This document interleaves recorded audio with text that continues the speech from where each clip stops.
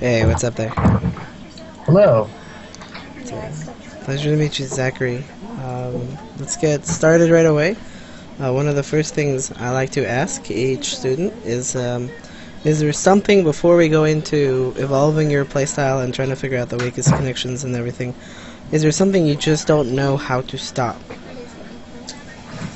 Um, no, I'd say the closest thing I have trouble dealing with is Zog, early hive, ultra timings, and that's about it. Okay, Everything else comes down to poor mechanics on my part.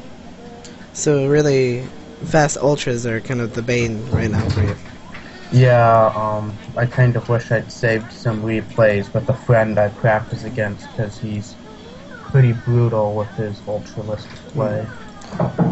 Well, one of the things about Ultralisks is you should be building a large amount of Widow Mines relatively early on, to help fight against like mass roaches. You should already have a few Widow Mines.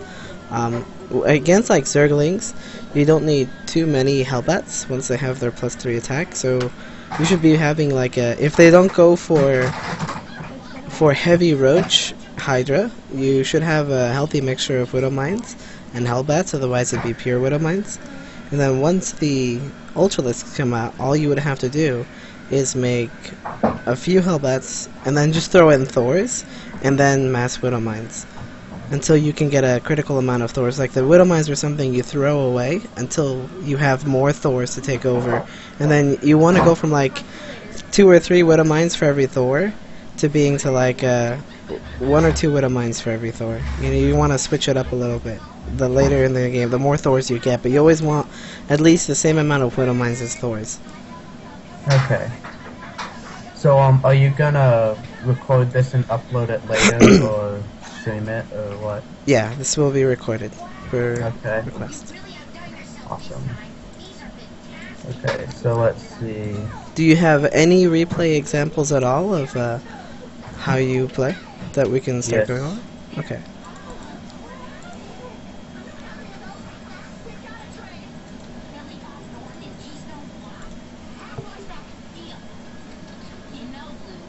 I gave you host. Oh, okay. Let me go ahead and start the game here, and let's take a look. So, what is it about this game that that you want me to really look for? I don't really focus too much on macro things, because those things you can really improve by yourself through practice.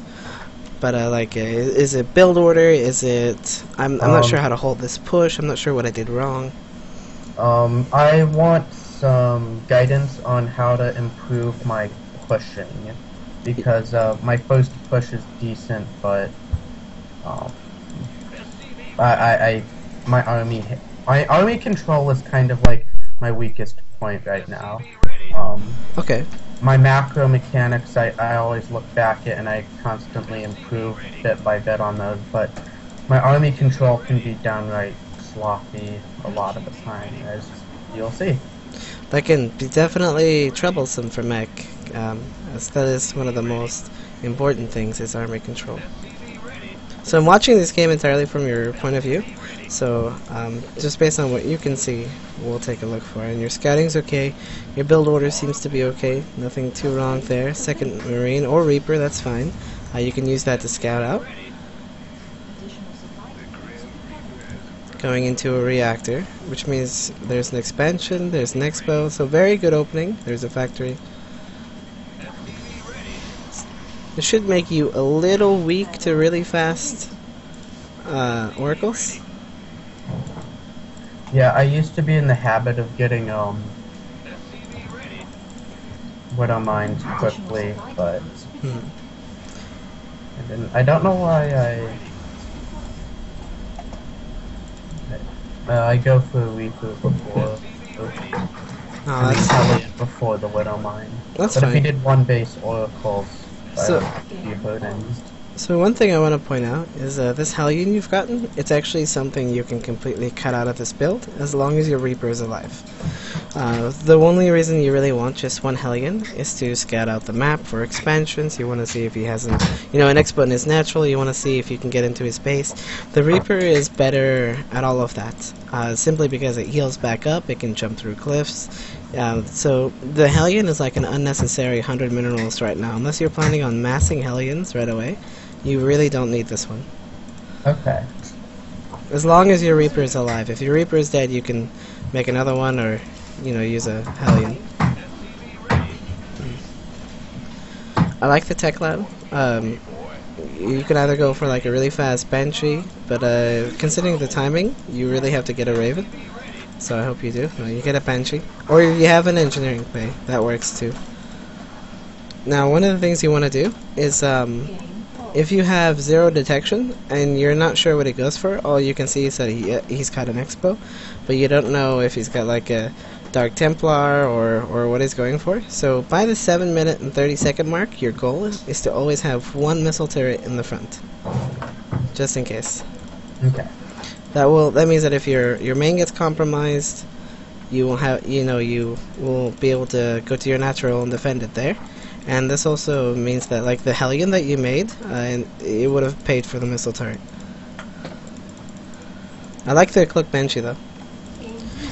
It's not quite as popular because Stargate openers are really popular lately, and that makes it difficult to use the Cloak Banshee because they can just start producing Phoenix.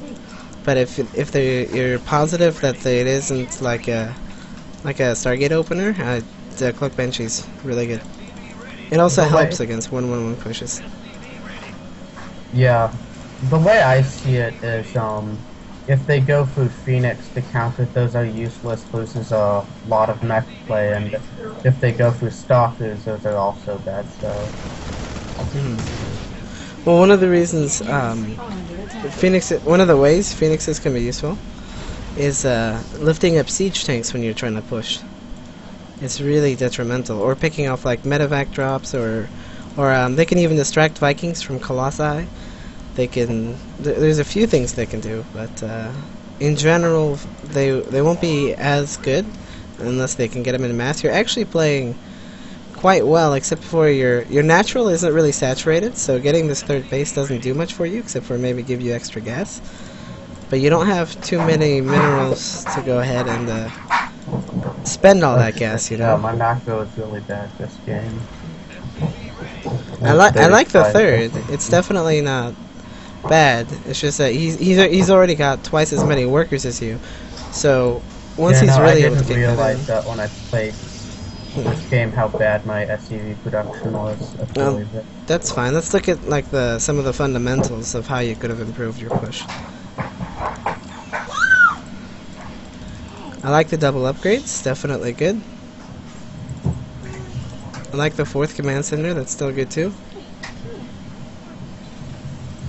And you're going up to a healthy amount of factories. You do want about 6 on 3 bases if you can. You can even go to like 4 but if you're playing really greedy in other tech like Ghosts or so on.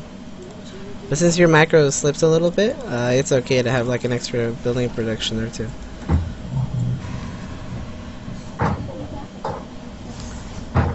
Yeah, I was wondering how I was supposed to deal with this push, and it was just macro, because he has a ridiculous lead on me. And I hold it, so... That was just... wow, that was really bad. Okay, so, we fight, and, he eventually kills me. There's another replay that's more relevant to, pushing. I think I've learned what I can do with this one. Okay, but there's still one thing I want to cover. Sure. Before you go, and I'm gonna go ahead and grab you, and I'm gonna put you as the Protoss a little bit back before he went and attacked your planetary. So you see this push coming because your barracks is there on the way, and I want to show you one way that you could have improved your defense that will help you in the future. Okay. So I'm gonna start it from here, and what we're gonna do is we're just gonna watch the game, or we're gonna give it 1 second, and then you're gonna push in, okay? Alright. So I'm moving your barracks out. I see you.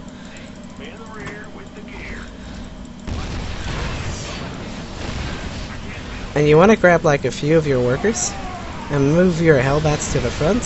So now there's stuff less soaking for your attack. You don't actually have too many workers at your third, but you don't have too many workers at your third or too many resources to really help emphasize this. But if you can, the moment you see this, and you can get like a few engineering bays in front of your army, you will greatly increase your army survivability. It didn't work quite as well as I wanted it to here because you only had like 6 or 7 SCVs at this base. But one of the things that you should always do is like your forward base where you're defending. If you ever need to like repair or quickly pull SCVs, it should have more SCVs than your other bases. So my ultimate goal is to get like 16 SCVs mining at each base and then 3 in each gas. But if I have a third base and I know that I might need to repair or pull SCVs to stay alive, I'll start pulling more workers from the back bases to make this one saturate faster, and then put SCVs at my back bases. So as an example, let's say I have my 2 back bases at 16 SCVs, and I just drop down a planetary and I put my siege tanks. What I'm going to do is I'm going to take half workers from each base and instantly try to pull up 16 workers on my third base. That way I can, you saw me trying to build an engineering base, but your economy was a little bit low, and there wasn't much there to repair the planetary. But in this situation, you'd have like 8 trying to repair the planetary, 3 putting up engineering base, and then you could have the rest of the SCVs trying to attack so that they can't get to the siege tanks as fast, and this will slow them down enough to where you would be able to flat out hold the push from that angle. If he comes from a different angle, you have to reposition. One of the things you always have to know is where is his army. So a little tip that I would give you that would help you greatly is wherever your siege tanks are, put a sensor tower if you can help it, if it's close to your base, because then you can see which direction he's coming from, and you can quickly plant down buildings in front of him, like engineering base are the best buildings. Alright. So that would help you a lot on the defensive side. So let's go ahead and look at this other replay you mentioned.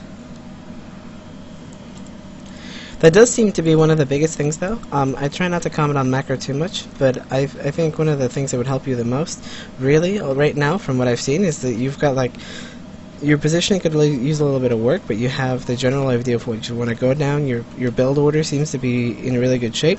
I think the biggest thing that's holding you back from what I could see in that game is slightly better positioning and definitely SCV production. It would seem like it would feel you would constantly be trying to win an uphill battle. You know what I mean? Does it feel like that a lot when you're like always? He seems to have so much more stuff. Not that bad on SCV production. Okay, well, we can all have a day off. So let's go ahead and take a look at this one. Another 10 against Protoss. Is this a matchup that you struggle with a lot? Protoss is it's fine. It's just the one I lose. It's because either I mapped or poorly like that, or like this game where my army control pretty bad. Okay. Another thing that I noticed last game is that you, for the amount of zealots that he has, it's something you really have to keep a tab on his army. You really needed a few less siege tanks and a lot more hellbats. And this would have definitely absorbed a lot more damage. So if he's going really zealot heavy, you want to be really hellbat heavy. So let's take a look here.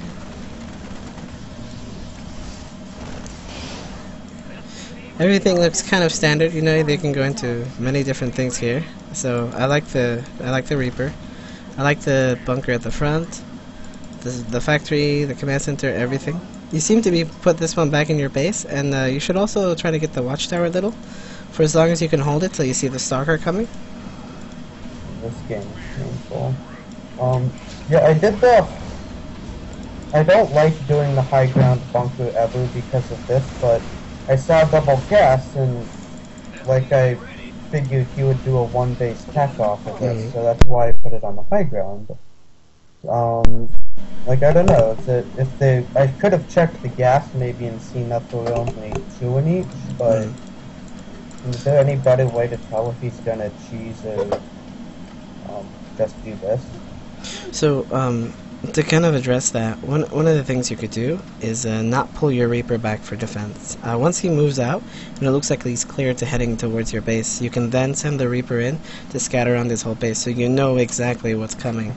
Another thing is, I've been kind of leaning towards just leaving one supply depot at the front, you know, kind of that's it, because if they do this kind of aggression, they'll only get one depot, and it'll be more effort on them to kill it, and it's not that bad because I can just make one in the back, you know. And it does slow it down a little bit, and you don't want to lose like 2 supply depots because that's a lot of time, but one won't really be that detrimental. So you can use this attack to your advantage if you cut the depot on the side just until you think it's like, okay, he's definitely going to try to push up the ramp. Then you want to have the supply depot there if you can, or a second bunker a little bit in the back, something that can hit units at the top of the ramp, but it can't be shot at from the sides, so they can't just walk past it. So the Reaper is kind of like crucial here because you know, he's got everything at his base. If you go to everyone's vision, the only thing he has in his base is one stalker, and you can easily scout out if he has an expansion, how many gateways, so you would know, okay, it's just these units. I can hold these off. Let's just repair a few more Marines, like 1 extra round, because you have one about to finish, and you'll have like 7 Marines, and you should be able to take care of this push with those Marines and 1 or 2 SCVs, and then you won't have to lose a supply depot.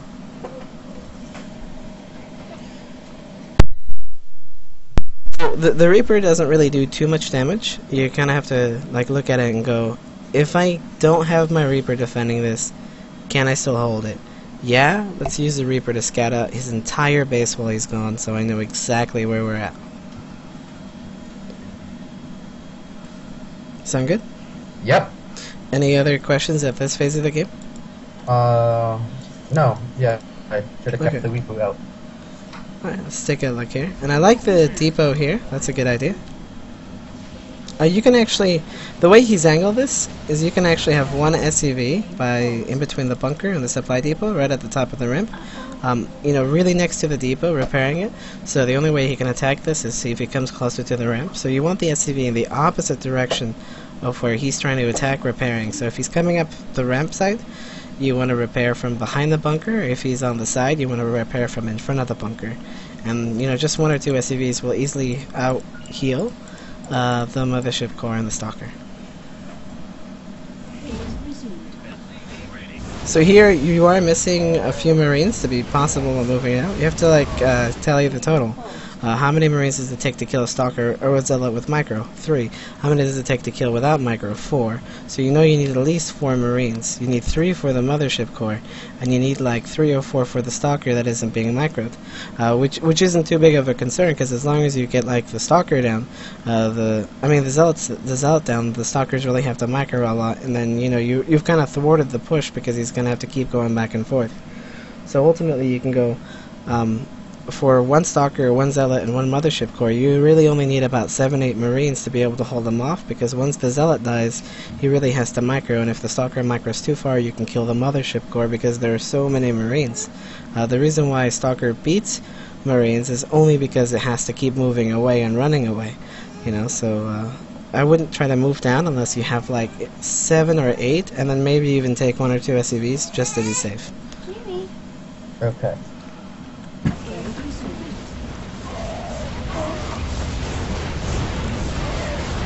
Don't be too concerned about losing the supply depots over all your Marines, because then you can just walk into your base like this, and that'll make your life a living hell.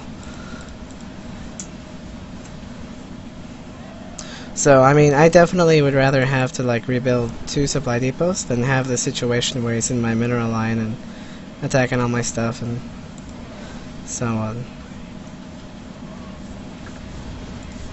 The Mothership Core definitely has a lot of kills. There he goes. So you're not actually in that bad of a shape. You did lose your army a little bit, so you have to be a tiny bit more aggressive, defensive. But another thing you can do here is you're not quite sure what's going on. You don't really want to afford a scan, but it's very vital to know what he's doing. So you need some form of harassment, or you need like sacrifice a Marine or an SUV to see what his army composition out is out front. If you still can't see anything, then kind of afford a scan. Okay. Another thing is this siege tank positioning could be a little bit different. So you want like one siege tank that's right below your command center. So the one that's closest to your secondary base, you want it farther up and a little bit more to the right. This makes it so it can still hit anything trying to attack the bunker, like zealot-wise or stalkers that are getting a bit too close. And then you want one in between this ramp, so when the ramp gets, on the downflow, you want it in between that little wedge, so it's still harder to get to, but it can shoot anything attacking the bunker. And then you want like one kind of either here at the edge, with close to the space, but a little backed up so they can't shoot you without being hit by the bunker, or directly behind the bunker. And the reason for this is that your back siege tank really isn't able to hit anything attacking the bunker from the right side, and your secondary siege tank, or the one in the middle, can be sniped from the ledge, and that's definitely something you don't want.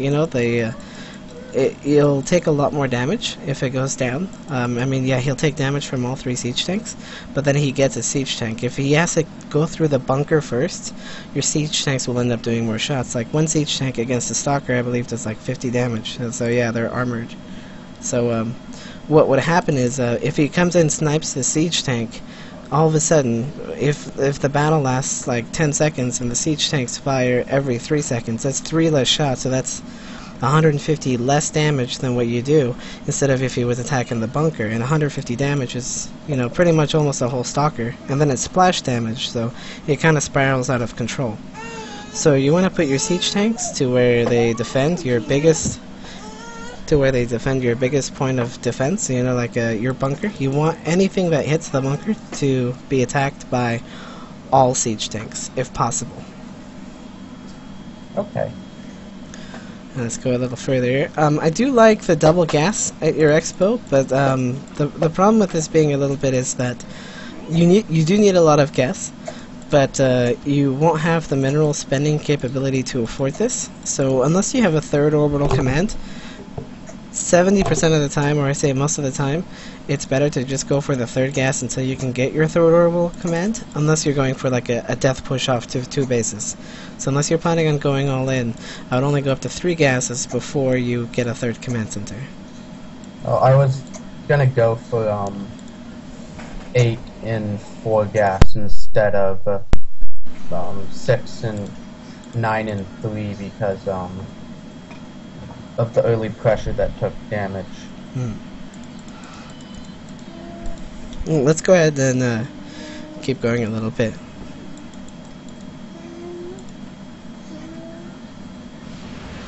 So here we can see your one siege tank in the back isn't doing any damage, but he's only got gateway units, and they're very vulnerable to siege tanks.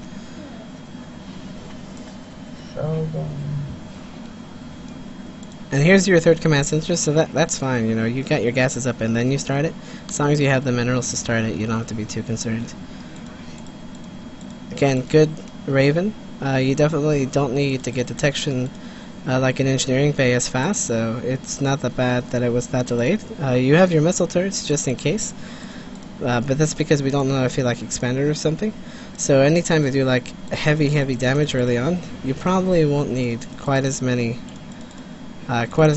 methods of detecting the enemy player. So like your biggest goal would be scouting, but it's okay to play safe. And an extra command center, that's greedy, but it's definitely not harmful if he doesn't break you. Then you're ahead. I like that you send your Marines everywhere, so he's got a third base.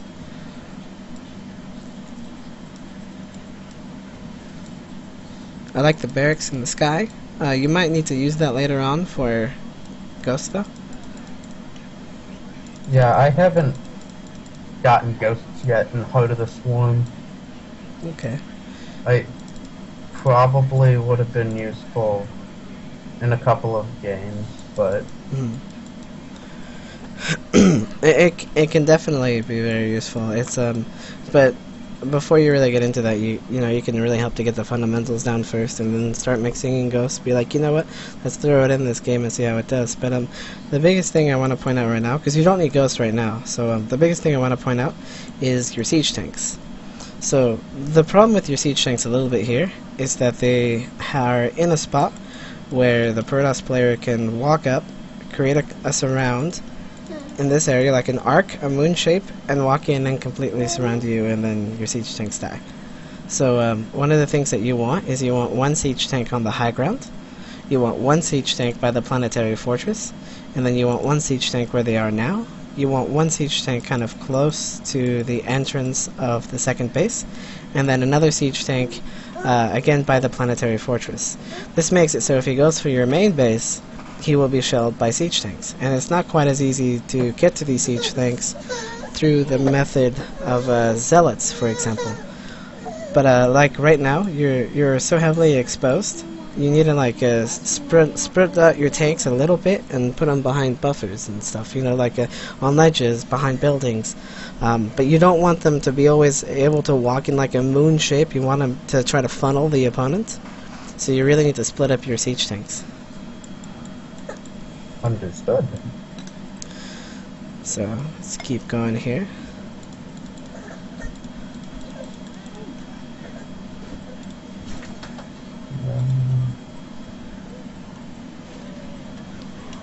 So from here, we see that he's got Zealots, Immortal, Stalker, Sentry, Mothership Core.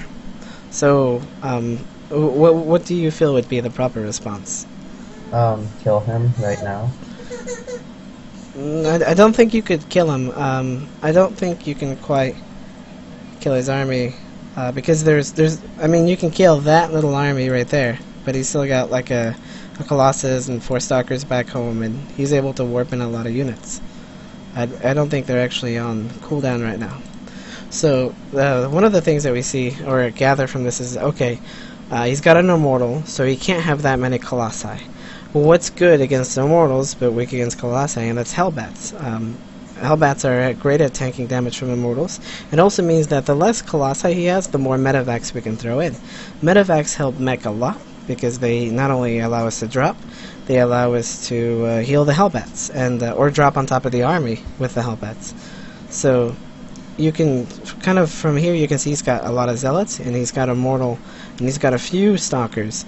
So there's definitely some gas going somewhere else, but what we need to get right now is a Medivac or 2, and focus more on Hellbats over Siege Tanks, because Charge Zealots and I think he's going for Charge. Yeah, he has Charge. So Charge Zealots and the Immortal are really strong against Siege Tanks if they can get to them, and the only way to stop them is having a large buffer. So when you know that you need to go Hellbat heavy and less Siege Tanks, you want 2 or 3 Hellbats per every Siege Tank. Right now you're about even.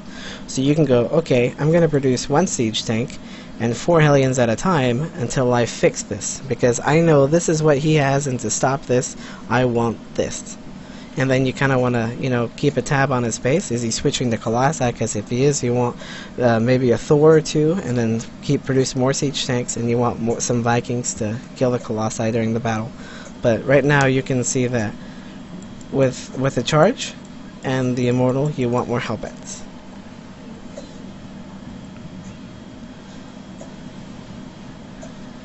One of the things I would do here to kind of help your positioning, if you're going to stay in the spot, is to like drop the barracks down and maybe add 2 engineering bay on each side to kind of create your own mini wall. I like that you're producing a lot of siege tanks, simply because, you know, he's not attacking into you, you have a lot of time, but like even that scan, you see so many charge zealots that you can almost cut siege tank production at this stage and just go pure Hellbat Viking and pure Hellbat Viking Medevac, because you have enough of a buffer for your army. You know, you don't need actually that many siege tanks to be effective. Siege tanks become really effective when he has like a lot of Colossi. You want a lot of siege tanks or Vikings, or when he's got a lot of gateway units. They're okay against Archons, especially with EMP. You know, so it's really more, I need enough siege tanks to counter his gateway units. That's it. and then I need enough Hellbats to counter all the other stuff, and then Vikings and stuff. Okay.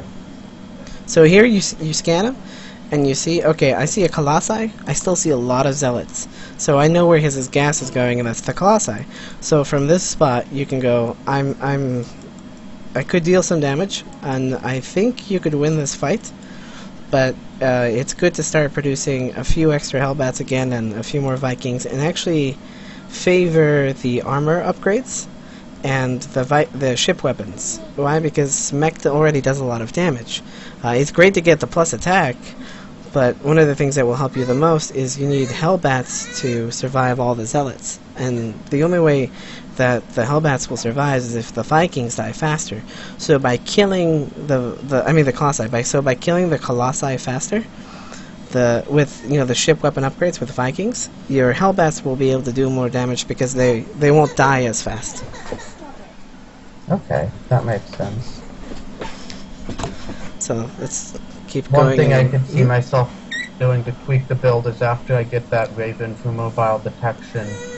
First I could have the starport in a more factory-like location, and then put the second tech lab on the starport and make a reactor with the starport. You don't even quite need a reactor. One of the things you can do is just make like one medevac at a time, and then when you see Colossi, start producing 2 Vikings at a time, like switch it and add on, so with a tech lab, with a reactor from a factory, and get 2 Vikings at a time for every Colossi he has, and try not to go higher than that. Okay. So let's watch this push a little bit. So from here, you see that this is where his army is. You should immediately siege up and then start slow pushing up. You want to be, and about a scan's distance away is the accurate call. So you're about a scan's distance away. You kind of want to siege up if you can. If you don't think he'll attack, you can be a little bit faster. But from here, you like see a move, so you have to siege up immediately and start slow pushing forward just to be safe. Because your army is a lot harder to replace. So you wait a little long to siege up here, and not all of your tanks are being sieged up. Some of them are actually not firing because they were walking around. And I would imagine that this would be kind of the game breaker because it's so hard to get back all of your siege tanks. That's painful to watch. So how does the game play out from here? Do you struggle to catch up? I think I could still win because I'm going to get my 4, and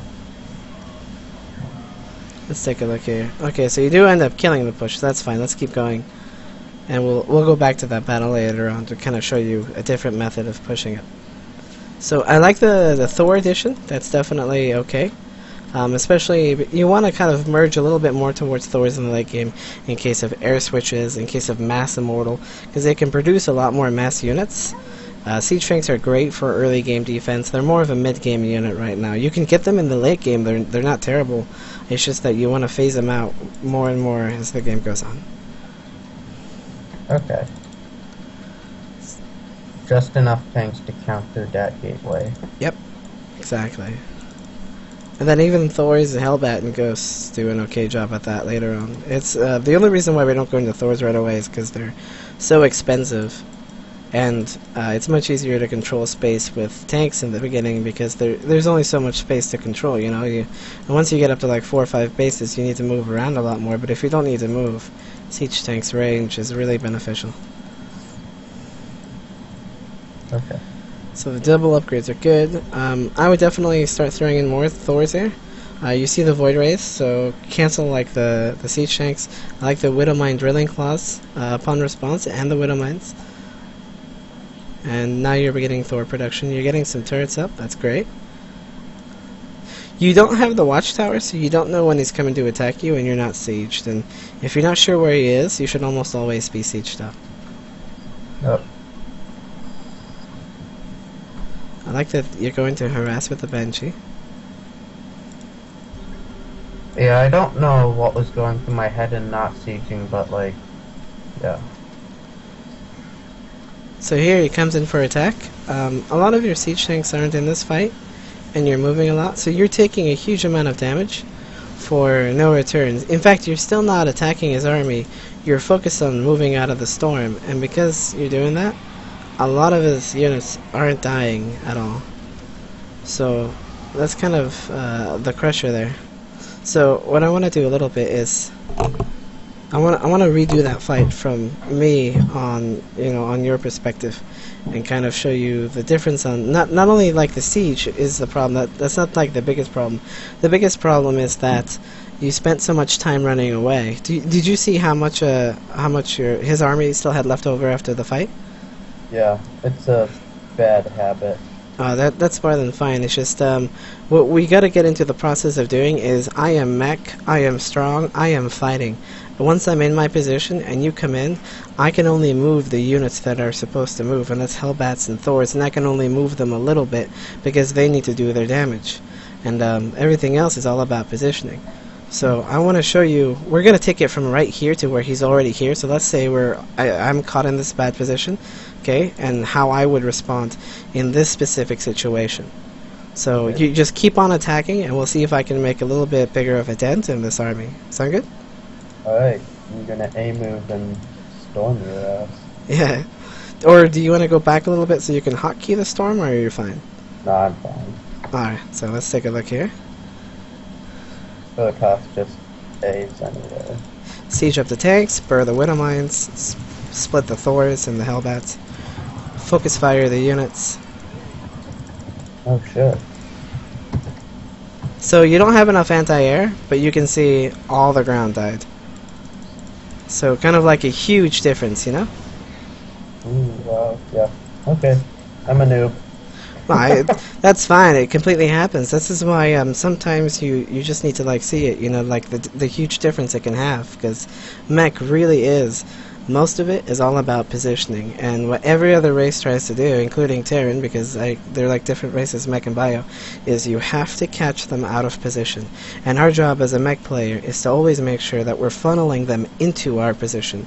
And if we do that, we can almost never lose. If the game is even, and they attack into us, and we're properly placed, we can't lose.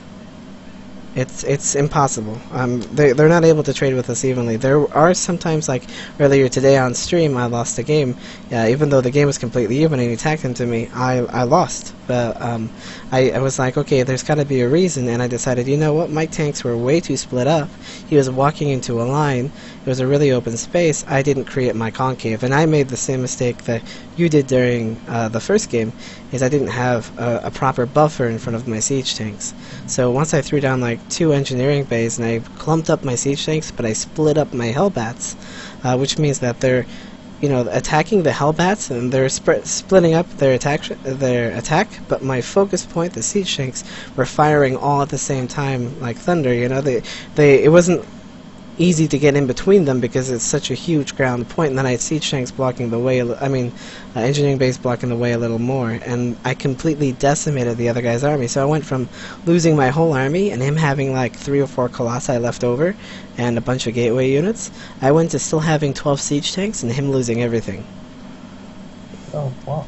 So positioning is really important, and the hardest part about mech is figuring out exactly where you want to position yourself. I've come to think that almost everywhere now, if we have extra minerals, we want to drop down engineering bays as walls.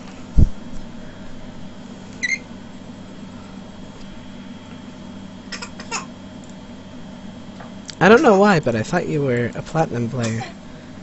So I was really impressed with how you were doing for a platinum player. I was like, wow, he's got everything down. I didn't know platinum players were this far advanced, but you're actually masters. So I think I must have been thinking about someone else. I spent the last 2 games going like, wow, he's doing really good. I'm surprised he's in platinum. I think I even mentioned it once. I am gold in Wings of Liberty. Hadn't played it in 2 seasons, so I got demoted from Diamond. Yeah. It seems like you're doing quite well here because you're in Master League.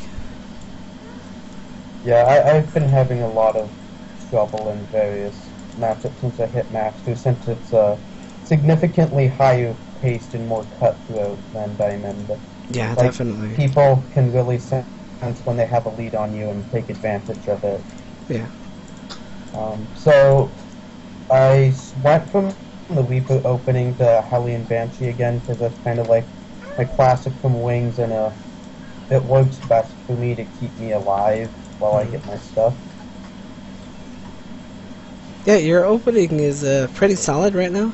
I wouldn't be too concerned about it. Not for a little bit higher level of play. Like, you're vulnerable to heavy Zergling with speed rush right now. But, oh, you do have some SCVs there defending, just in case. So, never mind, you're not vulnerable anymore. When I scouted with my SCV, I saw his gas timing, which, I think it's like from starting the gas to getting speed, it's like 3.5 minutes, so yeah. I knew it wouldn't be ridiculously early massling at my front. Otherwise, I would have walled earlier. I like the Cloak Banshees. They're okay to use. They're definitely okay to use later on if they're not going like ultras. If they're going for like a lot of, if they're going for investor play, for example, or swarm host. One of the reasons I actually dislike it though is because with Cloak, you invest 200 gas into it, and 200 gas could mean you get your 2 factories sooner. You could start your 1-1 upgrades sooner, and I think the Banshees will have almost as much effectiveness without Cloak, simply because out of habit now, a lot of Zerg players, or you may not be facing this entirely yet, but you might very soon, is a lot of Zerg players have easy access to, you know, they always drop Spore Crawlers immediately now, in case of drops, and an Overseer really isn't too hard to get, and you can get like 5 or 6 drone kills, but you know, it delays your push a lot. It's a lot harder to defend your third because, yeah, you have Banshees to defend it, but once it gets Hydras or Mutalisks, you won't have enough tech to really spread yourself out so much because of the 200 gas you invested in it.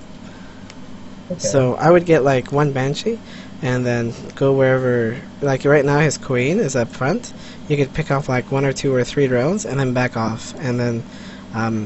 You know, you don't have to quite focus on the queens. So one of the things you want to do when you use Cloak Banshees is, unless you have enough to completely take out any anti-air, like queens and stuff, if you can start sniping them with like 2 or 3 Banshees, that'll be worth it if he doesn't tech change fast enough. But otherwise, you just want to target fire drones, because you want to limit his economy and improve yours. Okay. So I would try this. A liking of the Banshee, but the Cloak, you think this delays my tech and push too much? So yeah. Be worth it. Okay. Definitely. A lot of the Zergs have been playing really greedy, and Cloak Banshee punishes aggressive play, but it's punished by greedy play, because it delays all your stuff, so they can just keep droning up while you kill drones and stuff. So it's kind of like something you want to do. Okay, I do want to kill drones, but I don't want to delay all of my stuff to be able to do it. I want like a little bit of an advancement just in case. So you can use 1 Banshee, get like 3 or 4 worker kills and back off, and then come back later and use it to scout out when's he getting his 4th base, or deny a creep tumor here and there. So it's a great idea. I just really don't like the cloak aspect of it. Alright. So let's look here.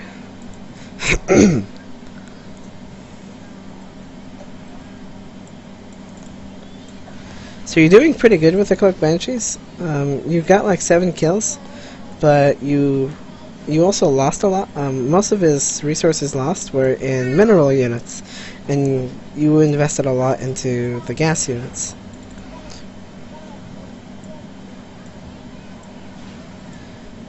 You get your 3rd gas, okay. See, you were able to kill a creep tumor there. If you combine like a regular Banshee and then just scan and kill a few creep tumors, that's fine. And you can see, like, this whole time, you're not cloaked and you've already got 3 kills, 4 kills. And your cloak Banshee, I mean your Banshee without cloak, is doing just as much damage right now as it would even if it didn't. And then it ends up dying. But it's not like you can cloak and run away, because he's got an Overseer, so. Also, ooh, that's deadly. So, I know, right? Let's go back a little bit, because I kind of missed the opening of that, or like what you had there.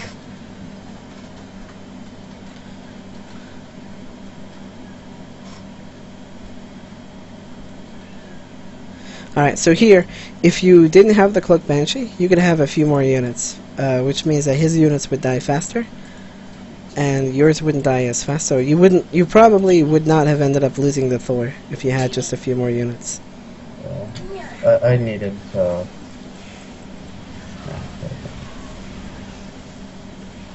Yeah, the macro slipped, but that's, that's fine. It happens. So it gets quite a few SCV kills. You're kind of even on the worker count. And your Cloak Banshee isn't able to help you very much here. The Siege Tanks really stop him from pushing forward, and then you've got the Planetary there. You shouldn't really be able to kill that, unless he dedicates his whole army to it. I'm not sure if he's aware that it's even there. He's not. And then you start pushing out. Which is fine, but he now gets Vipers. That'll make it a little bit more difficult. Do you know the counter to Vipers? Widow Mines. Yeah, Widow Mines and split up Siege Tanks and then like 1 or 2 Vikings. Pretty good counters. One thing I need to start doing is microing the Siege Tanks out of the blinding cloud. Yeah, and you also have them quite clumped up right now. You don't want 3 that close. You want a blinding cloud to hit 2 at the most. Okay. It's kind of like it might hit me 2 here. You want them about as far away as these back 2 Siege Tanks here are from each other, and then maybe mix in like a missile turret or 3, so that the Vipers might actually die. So you don't have more of an issue for that later on. Okay. So here he comes. He's able to blinding cloud 5 Siege Tanks, and he really should have, 7 Siege Tanks. He got some more up there, so like 8. When he really should have been able to get 4. So you would have been able to survive this battle a lot better. Wow, that lasts such a long time. Long. It really does. So it takes a tank 8 seconds to re-siege and then a couple seconds to reposition out of it, and it's still worth it to get out of there. yeah. So just a little bit better positioning, and you wouldn't have lost as much there. Just a little bit more spread up. Going into massive Thor Hellbat and then throwing in Widow Mines. I like everything you're doing right now. Great responses. I like the 3 starports. I like to go up to 4 myself. It seems like you're handling yourself really well. And you are getting Thor Widow Mine. He's getting Ultras. So again, you have like one of the perfect counters to him. A few less Hellbats though. So let's take a look here. You are split up. You're moving back. You birth the Widow Mines. Great. I'm not sure how he's seeing them. Oh, there's an Overseer up front. Okay. So what you want to do right now is while you're moving back, snipe the Overseer so he doesn't kill the Widow Mines. You like one. Yeah, he's got one right here, and then 1 Thor fire from each Thor will kill that Overseer, so you can quickly turn around, snipe it, and then those 5 Widow Mines will still be there, and if the battle still lasts more than 40 seconds, they can be reused on reinforcements and stuff. But let's see how this goes. I don't like that you're sieging the tank up, or it might be unsieging. Let's see here. Oh no, you're sieging. So against Ultras, unless they're already really far away, you really don't want to siege up.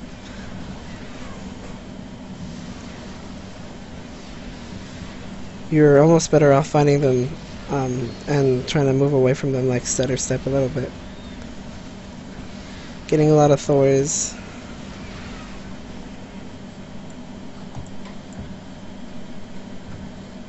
So you're still doing okay here. You're on a decent number of bases. Your income is great. You're still even in the game. You're actually, I think you're ahead a little bit, just because of your income. He's able to deny that base, and that puts you down a little. But you're, yeah, it's still even though he's up in supply. You have a very scary army.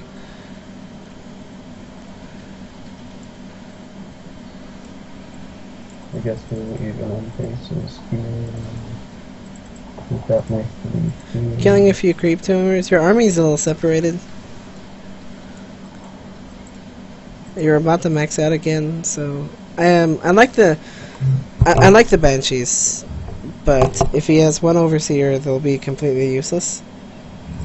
So what I would actually recommend instead is ravens, because you can either point the fence drone to defend against the hydralisks, or hunter seeker missile his roach hydra, and that'll almost be much more effective. You can drop like auto turrets in front of your siege tanks to defend, so they can't quite get to the siege tanks as fast. The later the game, you always want to start mixing in ravens, even though the banshees can still be useful, about as useful as the ravens here.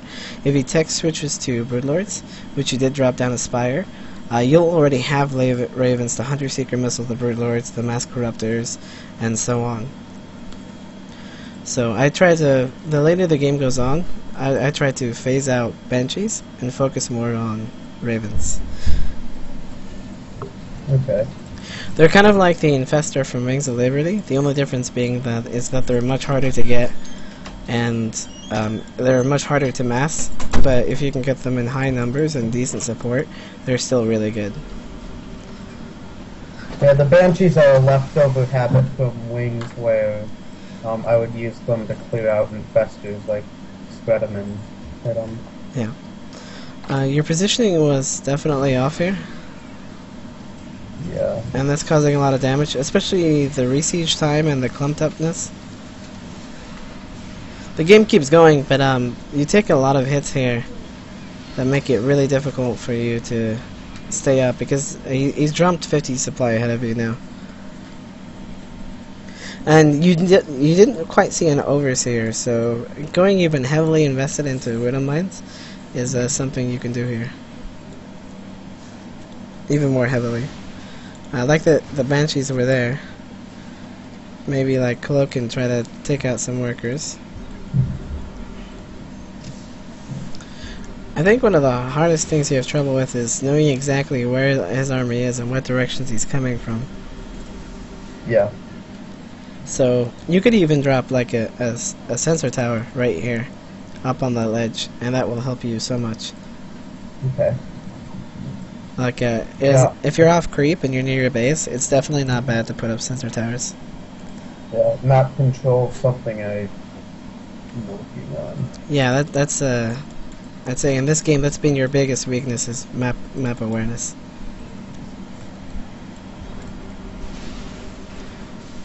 So like right here, you move in, and then he's there on the side. So you do a huge amount of damage though, but you moved your widow mines away. So what kind of happened is you moved your widow mines away from your army, which means that they'll be targeted, fired down. Yeah, you're able to cut off his army in pieces, but that's actually what he wants to do to you. You want your army to fight as a whole.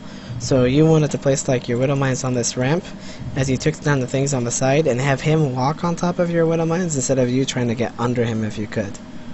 Like sometimes it'll be pressing, but right now you're really far behind, so it's a better decision to try to get to his base and put up a siege position with widow mines.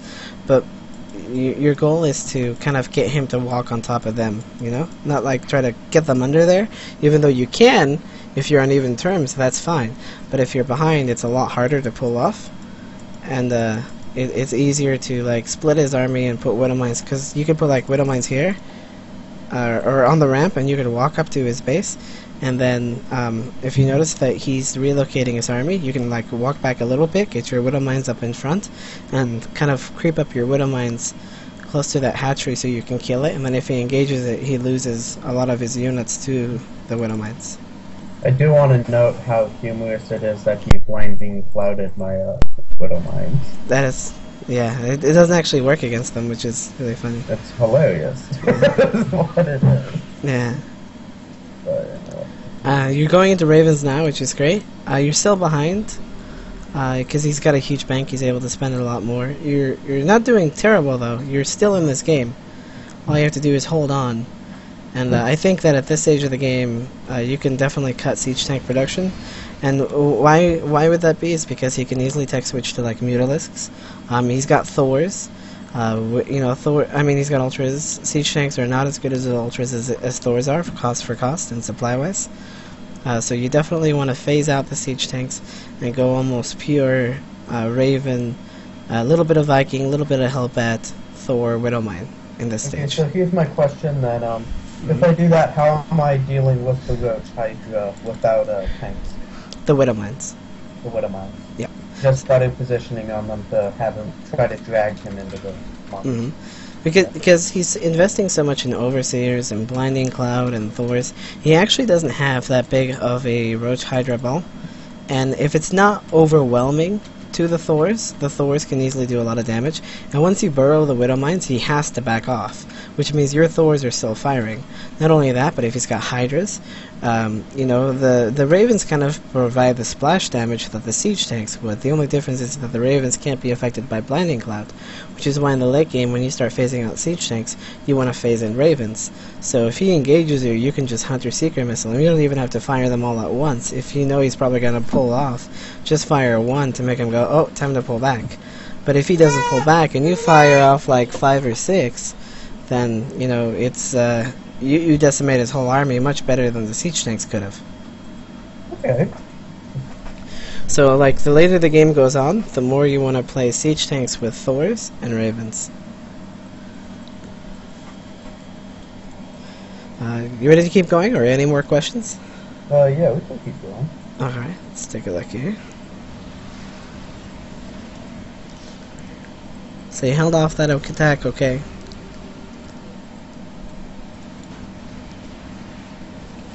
And this is something I'm working on in TvZ, is not acting scared of the Zerg all the time. I'm trying to push out more and keep the pressure on. In this case, you want it to be a little bit more careful. The reason why is because you're right. A lot of the times it is really hard to misread how good the Zerg army is. I mean, to not misread it. So you could more often than not push out when you don't think you can. It's just that you always have to make sure you have a buffer for your siege tanks. When you use siege tank heavy, you have to have something in front of them to take a lot of damage. You do have 2 Thors, but 2 Thors isn't quite a lot. If you waited a little bit for just a few more Widowmines, like the ones back here and here, you would have been able to take this army no problem. It wouldn't even be close, even with the Blinding Cloud. So waiting for like 1 extra round of units is not too terrible, because the Zerg units are faster to make. So you gotta go, okay, I have to push, but he's gonna reinforce really fast. If I just wait, okay, he's about to reinforce, he's probably making units, so I'm gonna take 1 step back, take my reinforcements, and then move in reinforcements against reinforcements, because while the battle is happening, he'll still be making reinforcements. They won't already almost be done, because if you look at the eggs of that base, you'll see that their ultra's about to pop out, right?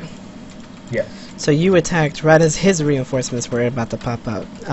The reason why this being is your reinforcements are already on the way. They're done.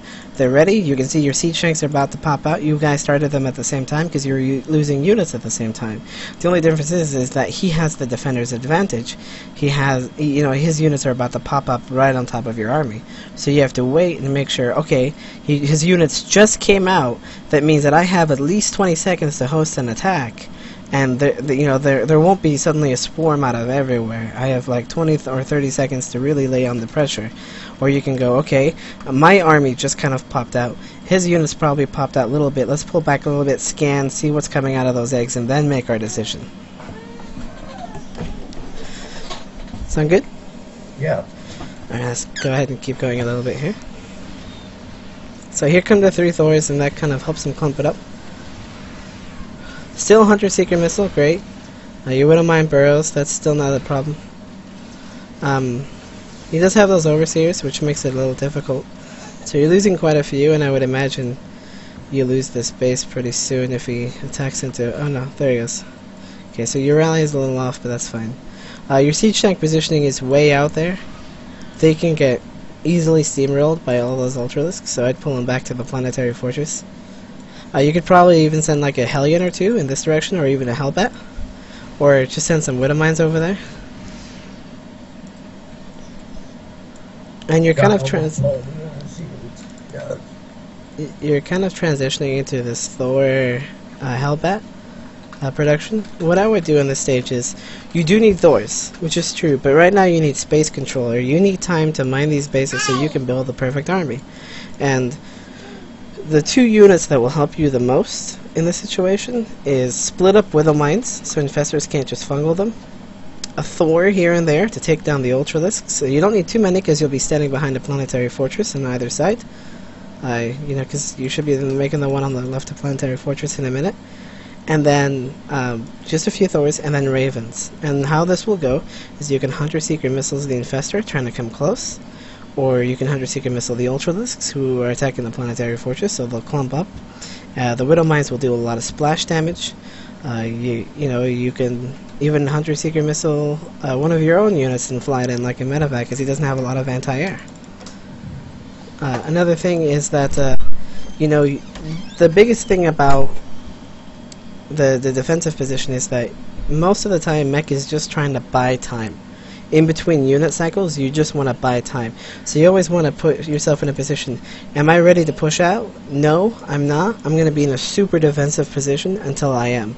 So like, kind of like retract everything to your planetary fortress, and that will create a huge buffer, because it's got 1500 health. It's got the life of like 8 siege tanks. So that thing will take so much more damage, and it's got an extra piece of armor, so that's even better.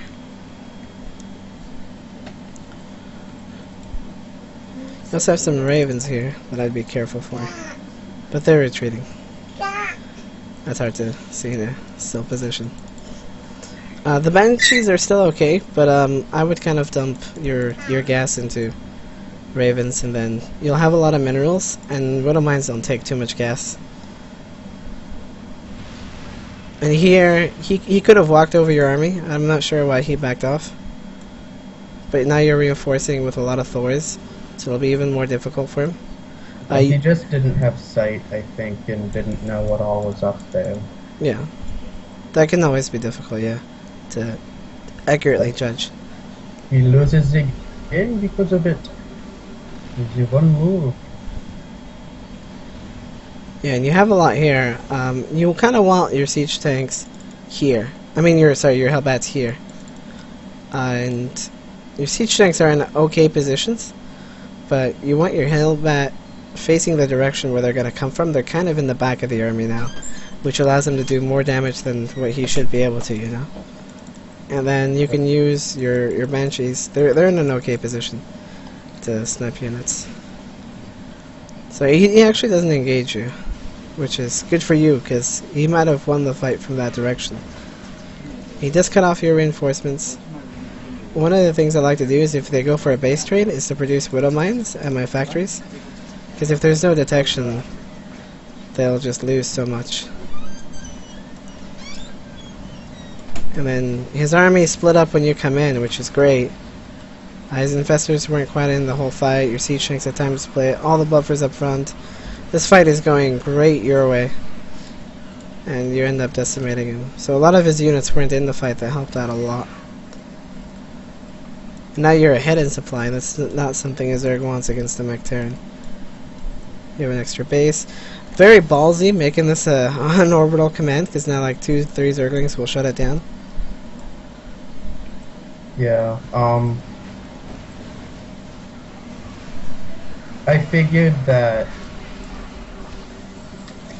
I needed the money. Yeah. And I needed the gas.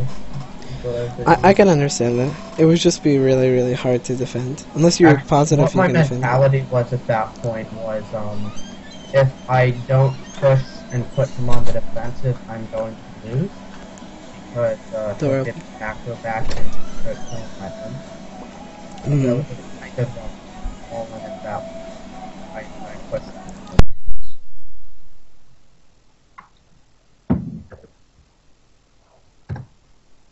Alright. So, do you have any last specific questions before we call a close to this?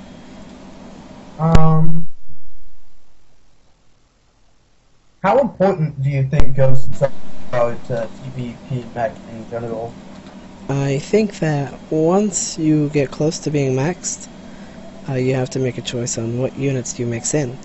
and you can go, I can sacrifice these Marines, I use them in the early games, I don't need quite as many Hellions, I don't quite need as many Siege Tanks, that's even possible, I could drop some here. But once you're at like 170 supply, you really have to be aware of what his army is, because once you're both maxed, it's going to be about the fight. And you have to go, you know what, he's got a lot of Archons, 2 or 3 EMPs on like 4 of those Archons, and poof, they're gone. But my Ghosts are still there. So, or like Immortals, so the bigger the armies get, the more important Ghosts are, because the more they'll be able to splash units. Ghosts do some of the highest amount of damage, because they take away a lot of shields in a splash area. So, I would say that the later the Terran against Protoss game goes on, the more important Ghosts become. You don't need them at the start, you want to throw them in the mid-game, and you want to have like 16 at the most, or about 16, or even like 10 or 15 in the late game. Okay. Which is why I get like 3 barracks and produce them a lot of the time in the late game. Okay, so I guess last thing is, did you see any general theme of needing improvement? Like, what's the biggest thing you see that I could work on to improve on? Positioning. It feels like most of the time your army is always vulnerable to an attack. I would say that. And I'd say that you lost most fights because your army was always vulnerable to an attack. Okay. I don't think this game, if we go back and go through like the first few battles and we did them a little differently, I don't think this game would have been nearly as close as to what it was. I think you would have crushed him. But good to know. If I just work on my positioning and keep up my macro, that I can. Yeah, you seem to have a great sense of everything on what to do. There are like a few errors here and there, but that happens, you know. Like the biggest thing holding you back right now is positioning. Okay. Well, man, I appreciate you taking the time to help out and everything. It was really, really useful. I definitely hope it was. I'm glad you were able to benefit from it. And you know, just I would like I'm gonna intend on posting this on YouTube. So anytime you have questions or you want to review it, go ahead and take a look, and I'll be very beneficial. All right. Well then, I will see you around and tune in whenever you stream next. All right. Well, it's nice meeting you, Zachary. Like that, huh? And Likewise. you have a good day. Good.